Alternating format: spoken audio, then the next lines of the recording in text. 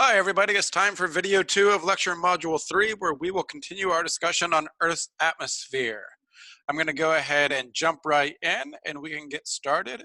Now that we know the current state of Earth's atmosphere and we have evolved it to its current composition, let's actually talk about the structure of our atmosphere. What are the layers of the atmosphere?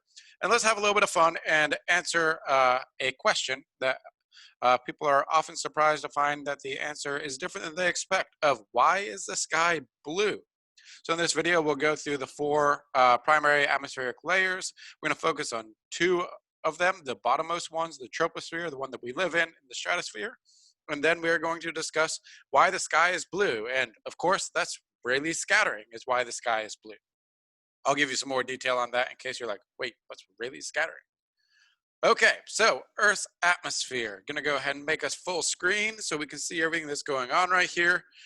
So let's start by just stating what the four primary layers of Earth's atmospheres are, and then we'll actually go into detail about how we actually define the boundaries between the layers and a little bit of information about each one. So let's start from the bottom. What layer of Earth's atmosphere do we live in? The bottommost one, and that's the one that's closest to the surface. It's the thickest one because all the atmosphere is getting pulled down by gravity, so this is where the majority of the atmosphere is. So we live in the bottommost layer, the troposphere.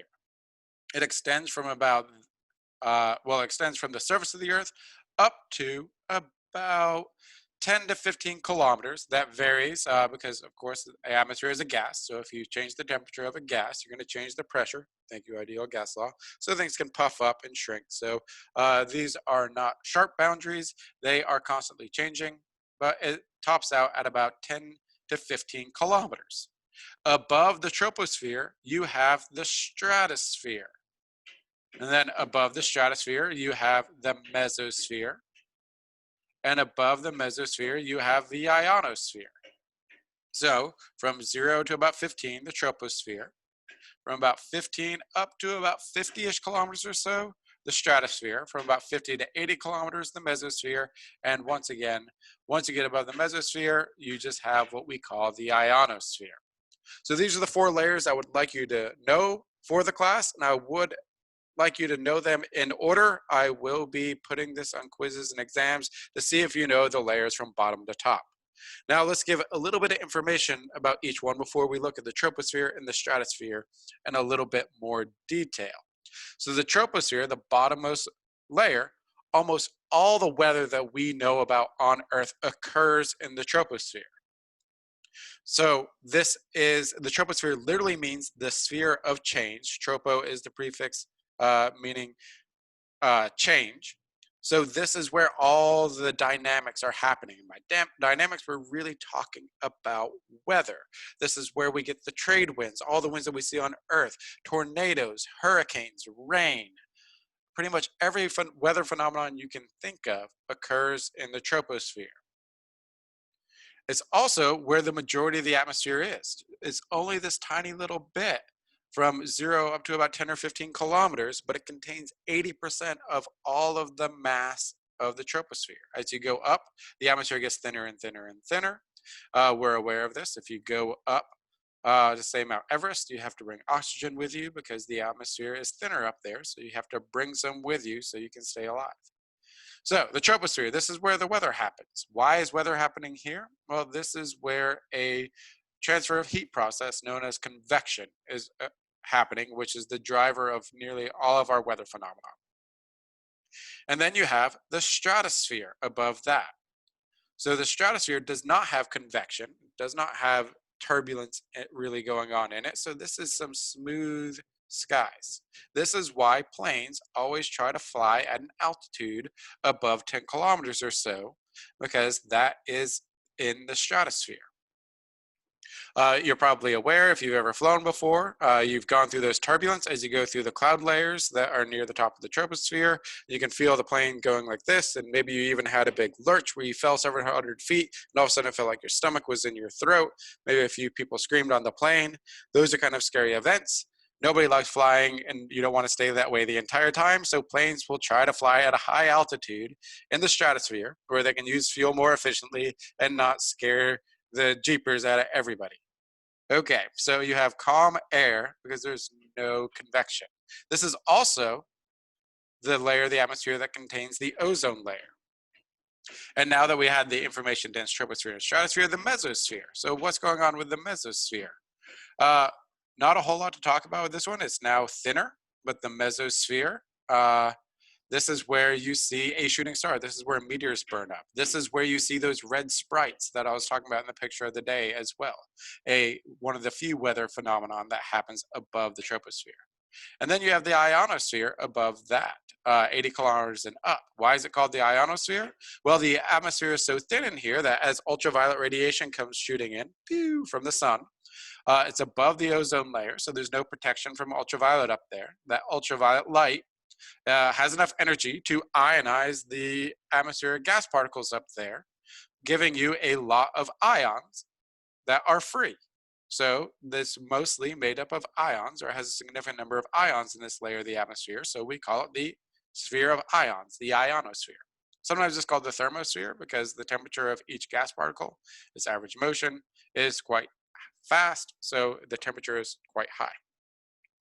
This is where the International Space Station flies as well. So it's technically the ISS. It's technically within Earth's atmosphere. There's just so few gas particles up there that you would not be able to even notice that there's any gas up there, but the ISS does. And the ISS has to frequently do boosts where it'll boost its altitude. And why does it degrade in altitude? Why does its orbit decay? Because it's going through atmospheric gas, just very, very little of it, but over time, that slows the International Space Station down, removes its angular momentum, which causes it to move closer to the Earth. So it has to boost every once in a while. All right, so now we can start talking about the wiggles on this plot over here. And I have to be honest that every time we look at a planetary atmosphere, one of the most important things that we have to look at is one of these plots that gives you the temperature on the x-axis. So what is the temperature of the gas? And then the altitude here on the y-axis. So moving up towards space. So if you can remember your ideal gas law, you can translate that into pressure as well. So how much pressure is there? And then this line is just tracing out what the temperature is as a function of altitude. So these uh, temperature altitude lines are very, very important for understanding what's going on in an atmosphere. And if we trace out Earth's line, we go in the troposphere. As you're moving higher up, the air is getting colder and colder and colder. Again, if you think about the top of Mount Everest, you never think it's nice and hot up there. So it gets cooler and cooler and cooler the higher you go up in the atmosphere. But then as you go up, you hit a point where it starts getting warmer with altitude. So we have what we call a temperature inversion. So it's getting colder as you go up and then warmer as you go up. The trend inverted itself. And where that inversion happens, that's where we draw the boundary between the troposphere and the stratosphere, the so-called tropopause. So whenever you have a temperature inversion, like here, and then you can see it's getting warmer and then it switches to getting colder again with altitude as you go up. Each one of these temperature inversions marks the boundary between each layer of the atmosphere. So that's how we define the layers and the boundaries between them, by these locations of the temperature inversions. So why does the stratosphere get warmer as you go up in altitude? That doesn't seems to defy our natural logic. Well, this is where the ozone layer is. The ozone is very, very, very good, very efficient at absorbing ultraviolet radiation. So here comes all this ultraviolet radiation from the sun getting absorbed by our ozone layer, depositing all that energy, and remember ultraviolet light has high energy per photon, depositing that energy into the stratosphere, causing the stratosphere to be warm. So that's why you get the temperature inversion here. Then as you go up and you start losing all the ozone, then you go back to the trend that you'd expect where it gets cooler. And eventually the air is so thin here that one photon can heat things up. So it tends to get warmer. Without an ozone layer, we'd expect a curve that would go up and then just sort of turn over and not have this big wiggle right here. All right, so let's talk a little bit about each one. And I've mentioned a lot of these already, so now we can get into some of the finer detail. So the troposphere literally means the sphere of change, the lowest layer from the surface all the way up to about 10 or 15 kilometers. And what are the characteristics you should really remember about the troposphere? The troposphere is where we have convection in our atmosphere. And I'm going to give you a little bit more detail on convection uh, later on, but we've covered convection before.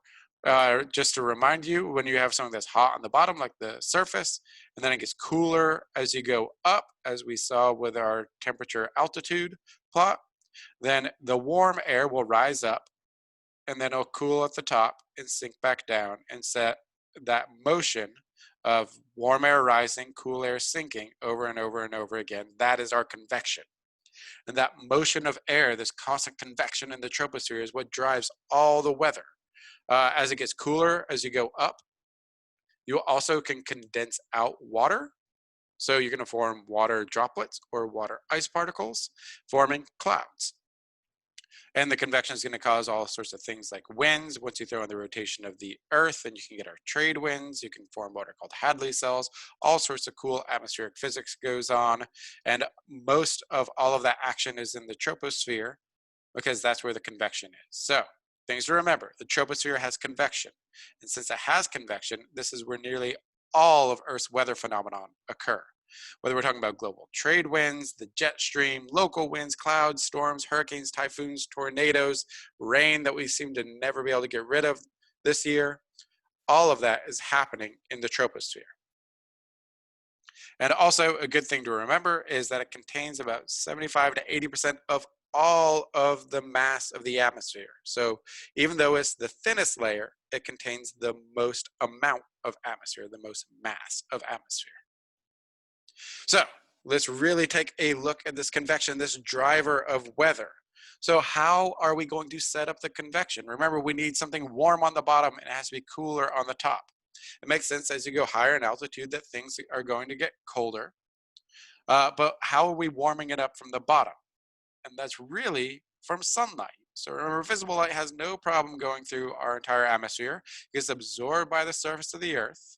Uh, a lot of it is reflected back out. Earth has an albedo of 0.3, so 30% does get reflected back out, but 70% gets absorbed by the surface of the Earth, depositing energy into the Earth's surface, which it can heat up the air right above it. So we're going to warm up the pockets of air just above the surface.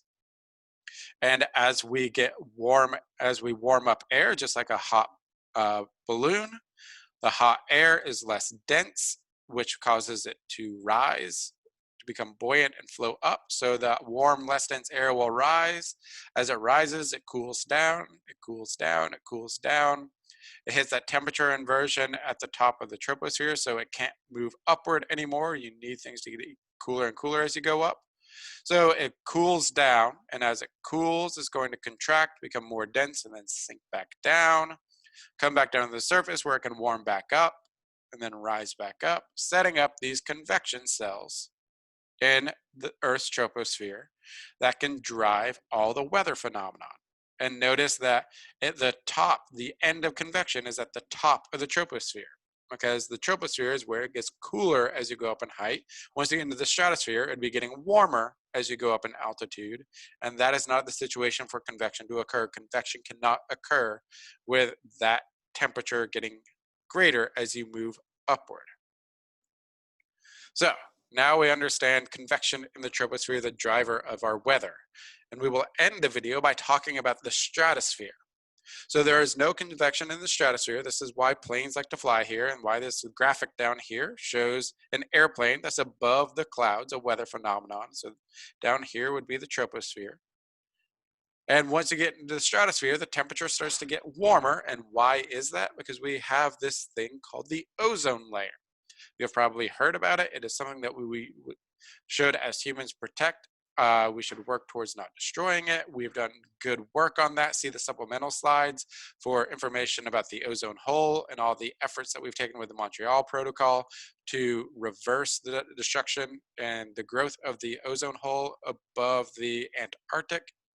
is we really like having an ozone layer in our stratosphere because ozone, which is 3 oxygen atoms bonded together, O3, is an excellent absorber of ultraviolet photons. It makes our atmosphere pretty much opaque to all ultraviolet radiation, also called ionizing radiation, and without it, all the UV light would reach the surface of the Earth, destroying, ripping apart molecules everywhere, which is a very nice way of sterilizing the Earth's surface, which is even a nice way of destroying all life on Earth's surface.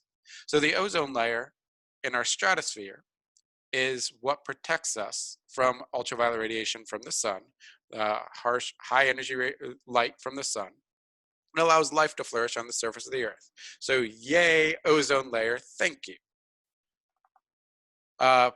This is, and I really do encourage you, if you're interested in the ozone the hole and what we've been doing to protect it and what was destroying it before, please go see that.